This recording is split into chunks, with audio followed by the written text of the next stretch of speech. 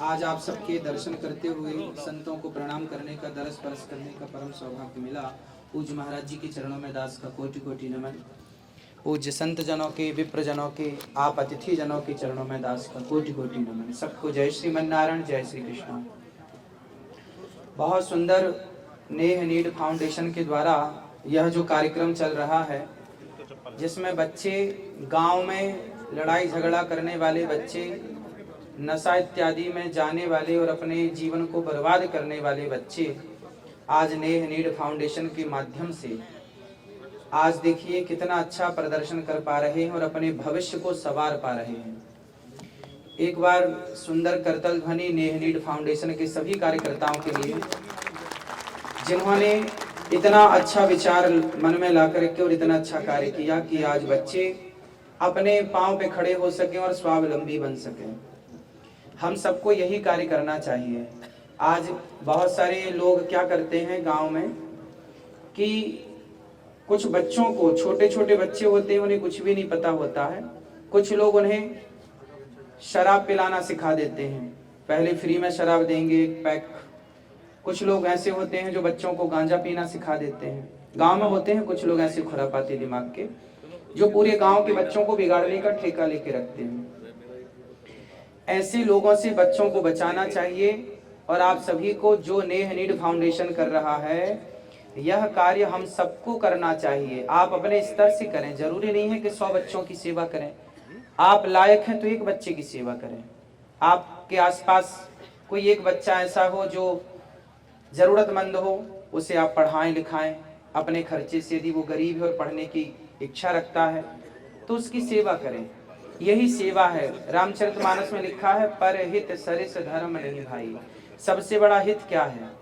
किसी बेसहारा को सहारा देना और किसी बच्चे को योग्य बना देना।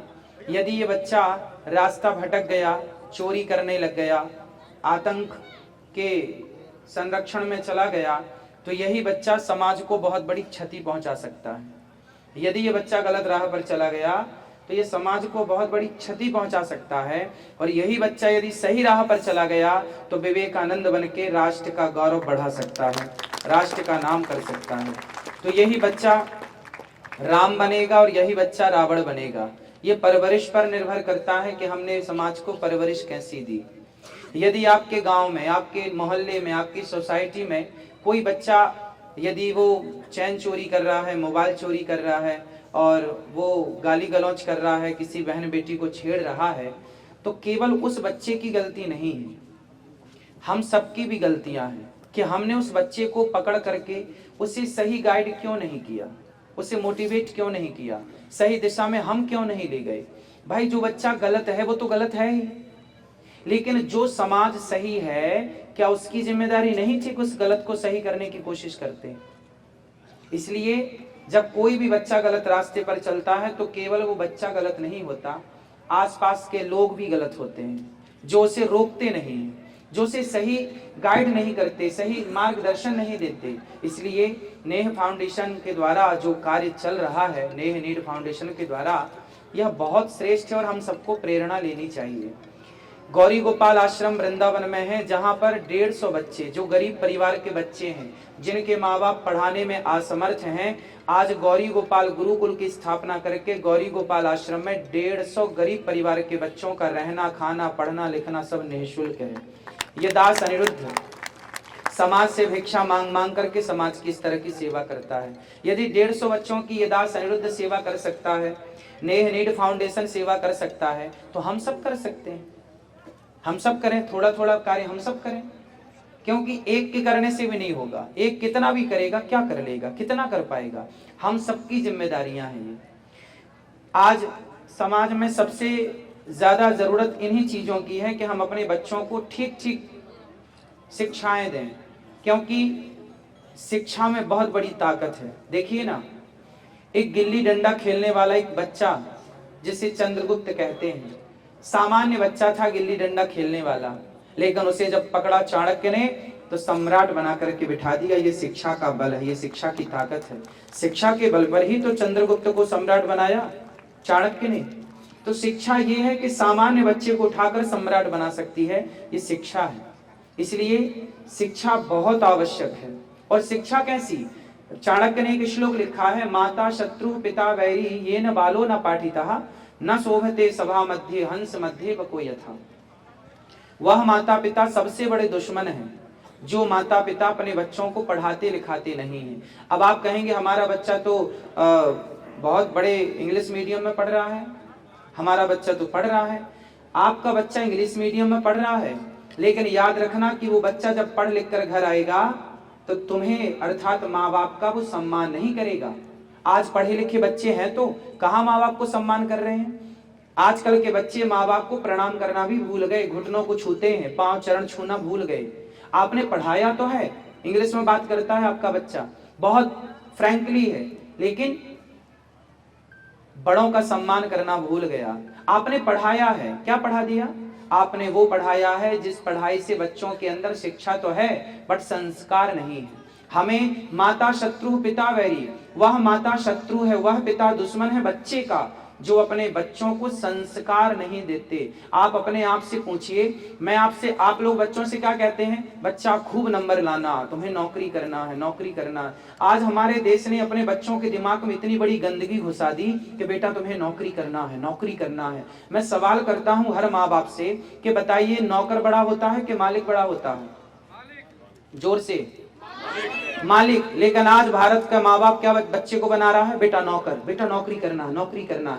आपने उसके होश संभालने से लेकर सारी जिंदगी यही सिखाया, बेटा नौकर बनना है, नौकर बनना है, नौकर। नौकरी ना मिलने पर बच्चे आत्महत्या कर लेते हैं, अच्छे नंबर ना आने पर बच्चे आत्महत्या कर लेते हैं, क्योंकि माँ बाप का इतना दबाव है। यदि बच्चा तुम्हारा आत्महत्या कर लेता है तो हत्यारे तो माँ बाप ही हुए ना। क्यों इतना फोर्स किया आपने?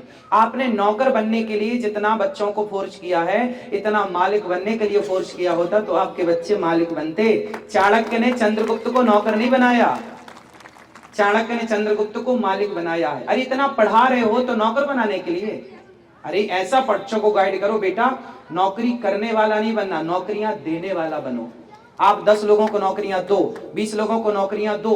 जब पढ़ा ही रहे हो तो ठिकाने से पढ़ाओ। इतना पढ़ा लिखा के नौकर बनाए तो खाक बनाए, क्या बनाए?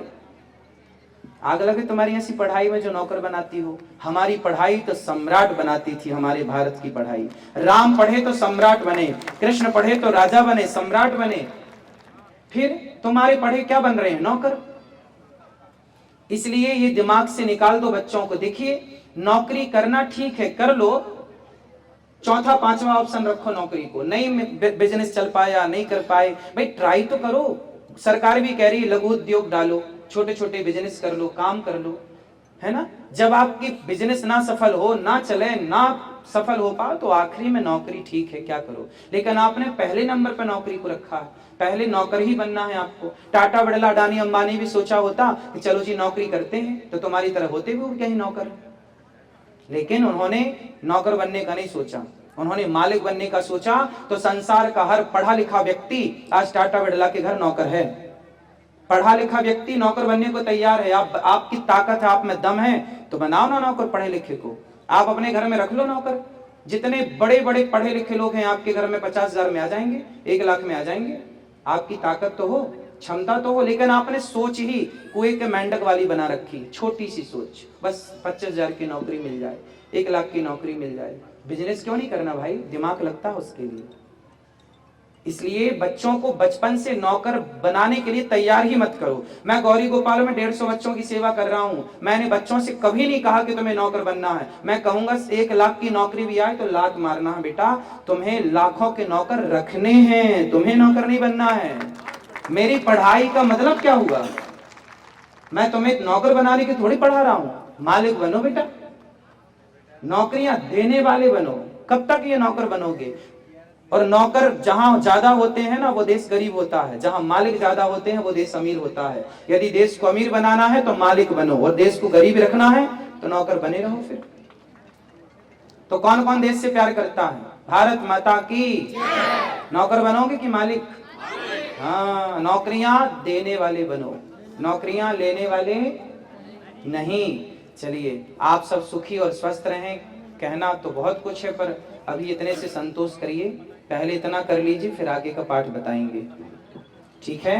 सबको जय श्रीमन नारायण, जय श्री कृष्णा। अभी सिकंदराबाद में कथा चल रही है, आप सब भी आइएगा। और वृंदावन में गौरी गोपाल आश्रम में 150 बच्चे ही नहीं 290 वो माताएं रहती हैं जिन माताओं को अपनी औलाद ने घर से निकाल दिया है। संस्कार ना होने के कारण बच्चे निकाल देते हैं। गौरी गोपाल आश्रम में 290 वृद्ध माताएं रहती हैं और ये दास अनिरुद्ध सेवा करता है। पूरे भारत की सबसे बड़ी रसोइयों में एक रसोई गौरी गोपाल जी की रसोई चल रही है, जहां 30,000 लोग पर डे प्रसाद पाते हैं निःशुल्क। 24 घंटे रसोई चलती है, कभी भी आकर आप देख सकते हैं। कोई भी आ जाओ वृंदावन में, सबको पेट भर भोजन मिलता है। भगवान बिहारी जी सब कार्य कर रहे हैं, करा रहे हैं। आप सबका आशीर्वाद है। सबको जय श्रीमन नारायण, जय श्री कृष्णा, राधे राधे। स्वामी जी को चरणों में कोटि कोटि नमन। राधे राधे।